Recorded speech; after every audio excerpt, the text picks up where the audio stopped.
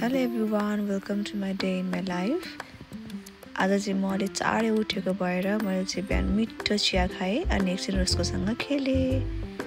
त्यसपछि मेरो हस्बेन्ड उठ्नु भयो, त्यहाँबाट फेरि नै हामीले मिठो कफी बनाएर खायौँ।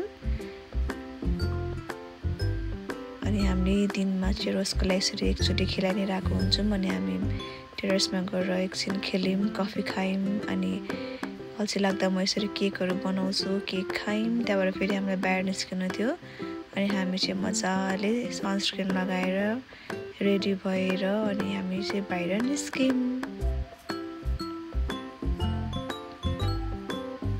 मलाई रेडी हुन चाहिँ अलि बेसी नै टाइम लाग्छ। I don't know why. Ready भइसकेपछि एक दुईवटा टिकटक त बनाउनै पर्यो।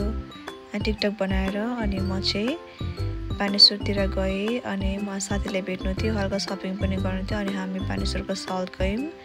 अनि अप्सन्सहरू धेरै भएपछि हेर्न चाहिँ एकदमै टाइम लाग्छ अनि मेरो साथी र मबाट सपिङ गऱ्यौँ अनि गागा गएर किमा नुडल्स र लाफिङ खायौँ अनि हामीले पुरानो साथीसँग भेटेर हल्का गफहरू गऱ्यौँ, हाँस्यौँ मऱ्यौँ। त्यसपछि अनि आइप्लेक्स गयौँ, त्यहाँनिर फ्राइडे अफर लागिरहेको थियो अनि हामीले अफरमा गएर हल्का सामानहरू किनेर घरमा आएर मिठो खाजा खायौँ।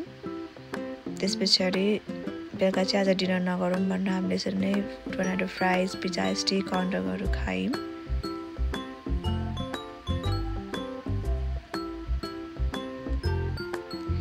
This is all about today. अनि बेलुका चाहिँ एउटा चक्लेट र मुभी हेरेर अनि हाम्रो दिन सक्यो। Thank you for watching.